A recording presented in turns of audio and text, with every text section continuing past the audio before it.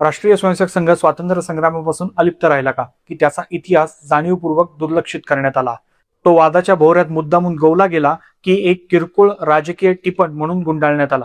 ज्यांनी या देशावरती अनिर्बंध सत्ता राबवली ते या देशाच्या नागरिकांवरती एक गोष्ट बिंबवण्यामध्ये यशस्वी झाले, ते म्हणजे या देशाला जे स्वातंत्र्य मिळालंय ते एकाच झेंड्यामुळे आणि एकाच परिवारामुळे.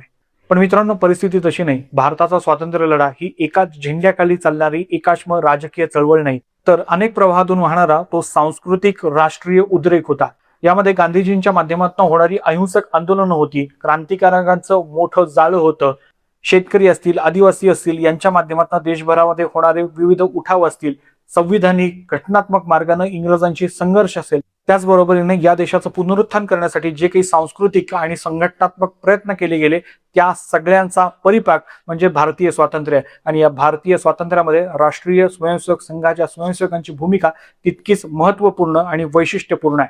मित्रांनो, या व्हिडिओच्या माध्यमातून आपण राष्ट्रीय स्वयंसेवक संघाच्या स्वयंसेवकांची स्वातंत्र्य संग्रामातली भूमिका काय आहे का आणि आहे तर ती कशी हेच जाणून घेणार आहोत. हा व्हिडिओ अत्यंत इंटरेस्टिंग होणार आहे, शेवटपर्यंत पहा. आवडला तर लाईक, शेअर, सबस्क्राईब आणि फॉलो नक्की करा. मित्रांनो, व्हिडिओ सुरुवात करत असताना आपल्या सगळ्यांना स्वातंत्र्य दिनाच्या खूप खूप शुभेच्छा. 1925 साली डॉक्टर केशव बळीराम हेडगेवार यांनी राष्ट्रीय स्वयंसेवक संघाची स्थापना केली. आता डॉक्टर केशव बळीराम हेडगेवार कोण हे पाहणं अत्यंत गरजेचं आहे. 1910 ते 1915 या 5 वर्षामध्ये डॉक्टर हेडगेवार हे कलकत्त्यामध्ये त्यांच्या शिक्षणासाठी होते. तिथे असताना ते क्रांतिकारकांच्या अत्यंत जहाल गटाचे सदस्य होते. त्या समितीचं नाव होतं अनुशीलन समिती. त्यानंतर डॉक्टर हेडगेवार स्वतःचं शिक्षण संपवून नागपुरात आले आणि ते राष्ट्रीय राजकारणामध्ये सक्रिय झाले. 1919 साल उजाडलं. यामध्ये डॉक्टर हेडगेवार हे काँग्रेसच्या, हो मी बरोबर बोलतोय, संघाचे संस्थापक असलेले डॉक्टर हेडगेवार काँग्रेसच्या मध्य प्रांताचे सचिव होते. 1920 साल उजाडलं. काँग्रेसचं राष्ट्रीय अधिवेशन नागपूरमध्ये होतं आणि या अधिवेशनामध्ये व्यवस्थात्मक जबाबदारी डॉक्टर हेडगेवार यांच्याकडे होती. 1921 साल असहकार आंदोलन सुरू होतं. या आंदोलनामध्ये विदर्भ प्रांतामध्ये इंग्रज सरकार विरोधात अत्यंत प्रक्षोभक भाषण करण्यासाठी डॉक्टर हेडगेवार यांना इंग्रज सरकारने पकडलं आणि 1 वर्ष सश्रम कारावासाची शिक्षा दिली. आता डॉक्टर हेडगेवार यांना सश्रम कारावासाची शिक्षा दिली. डॉक्टर हेडगेवार कुठल्याही पॅलेसमध्ये नव्हते. डॉक्टर हेडगेवारांना सोडवायला ते कुठल्याही मोठ्या बापाचे लेकरू नव्हते की त्यांचा बाप त्यांना सोडवायला 2-3 दिवसात येईल. डॉक्टर हेडगेवारांना 1 वर्ष सश्रम कारावासाची शिक्षा झाली. मित्रांनो, काळ पुढे सरकला. 1925 साली राष्ट्रीय स्वयंसेवक संघाची स्थापना झाली. 1928 साल उजाडलं आणि 1928 सालामध्ये सायमन कमिशनच्या विरोधानंतर लाहोरमध्ये सँडर्स नावाच्या इंग्रज अधिकाऱ्याचा वध राजगुरूंनी केला आणि ते लपण्यासाठी नागपूरमध्ये आले. तेव्हा राजगुरूंना सुरक्षित निवारा देण्याचं काम डॉक्टर हेडगेवार आणि संघाच्या स्वयंसेवकांनी केलं. 1929 साल उजाडलं. लाहोरमध्ये काँग्रेसचं अधिवेशन सुरू होतं. या अधिवेशनामध्ये काँग्रेसने पूर्ण स्वराजचा नारा दिला. 21 जानेवारी 1930 रोजी डॉक्टर हेडगेवार यांनी एक परिपत्रक काढलं आणि त्याच्यात डॉक्टर हेडगेवार म्हणतात की संघाच्या सगळ्या शाखेंनी ज्या पद्धतीनं काँग्रेसच्या अधिवेशनात म्हणलं गेलंय त्या पद्धतीनं 26 जानेवारी 1930 रोजी भारताचा स्वातंत्र्य दिन साजरा करावा आणि त्याचबरोबरीनं पूर्ण स्वराजचा नारा दिल्याबद्दल काँग्रेसचं अभिनंदन करावं. मित्रांनो, संघाच्या शाखांना संघाचे संस्थापक असलेल्या डॉक्टर हेडगेवारांनी परिपत्रक काढलं आणि त्याच्यात ते म्हणतात की काँग्रेसचं अभिनंदन करावं.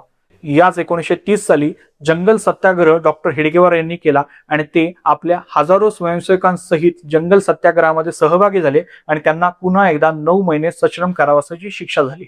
मित्रांनो, आतापर्यंत आपण डॉक्टर हेडगेवार यांनी स्वातंत्र्य संग्रामात काय योगदान दिलं ते पाहिलं. आता स्वतः स्वयंसेवकांनी या स्वातंत्र्य संग्रामात काय योगदान दिलं, काय सर्वोच्च बलिदान दिलं आणि काय नेतृत्व केलं ते पाहू. 1936 साल उजाडलं. फैजपूरमध्ये काँग्रेसचं अधिवेशन सुरू होतं. या अधिवेशनाला पंडित नेहरू उपस्थित होते. यामध्ये 80 फूट उंच ध्वजस्तंभावरती तिरंगा फडकवायचा असं ठरलं. कार्यक्रम सुरू झाला. ध्वजवंदना करायची वेळ झाली तेव्हा मध्येच ध्वजस्तंभावरती तो ध्वज अडकला. तेव्हा किशन सिंग राजपूत नावाच्या संघाच्या स्वयंसेवकांनी त्या 80 फूट उंच पोलवरती चढून, ध्वजस्तंभावरती चढून तो अडकलेला ध्वज, तिरंगा ध्वज सोडवला. तेव्हा किशन सिंग राजपूत यांनी हा विचार केला नाही की आपण संघाचे आहोत, कार्यक्रम काँग्रेस आहे. नाही, त्यांनी विचार केला तो तिरंग्याचा. आणि आज अनेक जण असं म्हणतात की संघाच्या मुख्यालयावरती 53 वर्ष तिरंगा फडकवला नाही. त्या तिरंग्याच्या सन्मानासाठी स्वातंत्र्याच्या आधीपासून संघाचे स्वयंसेवक तितकेच प्रयत्नशील आहेत. 1942 साल उजाडलं. चले जावची चळवळ सुरू झाली. या चले जावच्या चळवळीमध्ये पाटण्यामध्ये सचिवालयावरती तिरंगा फडकवण्यासाठी विद्यार्थ्यांची रॅली निघाली. या रॅलीवरती इंग्रज सरकारने गोळीबार केला आणि या गोळीबारामध्ये 7 विद्यार्थी हुतात्मा झाले. त्यापैकी 2 देवीपत चौधरी आणि जगपती कुमार हे संघाशी संबंधित असलेले संघाचे स्वयंसेवक हुतात्मा झाले. संघाच्या स्वयंसेवकांनी देशाच्या स्वातंत्र्यासाठी स्वतःच्या प्राणाचं अर्पण केलं याची अनेक उदाहरणे आहेत, त्यातलं हे उदाहरण. याच आंदोलनामध्ये विदर्भातल्या चिमूरमध्ये इंग्रजांच्या अत्याचाराची परिसीमा झाली. इंग्रजांनी तिथल्या स्थानिक नागरिकांवरती अनन्वित अत्याचार केले. आंदोलन चिघळलं, प्रक्षोभक झालं आणि चिमूरमध्ये अशी परिस्थिती निर्माण झाली. तिथल्या स्थानिकांच्या मदतीनं संघाच्या स्वयंसेवकांनी स्वायत्त म्हणजे स्वतंत्र सरकार चालवलं. म्हणजे याचा अर्थ असा की काही काळ 1942 साली असा होता की ज्याच्यामध्ये चिमूरवरती आणि आजूबाजूच्या परिसरावरती इंग्रजांचा अंमल नव्हता. रामटेकमध्ये बाळासाहेब देशपांडे यांनी याच चले जाव आंदोलनाचं नेतृत्व रामटेकमध्ये केलं आणि त्यांना 9 महिने सश्रम कारावासाची शिक्षा झाली. याच आंदोलनातला नंदुरबार मधला किस्सा आपण सगळ्यांनी ऐकला असेल. शिरीष कुमार, हो, बालवीर शिरीष कुमारांचं नाव आपण सगळ्यांनी ऐकलं असेल. वंदे मातरमच्या घोषणा देत शाळकरी विद्यार्थ्यांचा एक गट मोर्चा काढत निघाला होता. त्या मोर्चावरती इंग्रज सरकारने गोळीबार केला आणि त्या गोळीबारामध्ये शिरीष कुमार हुतात्मा झाले.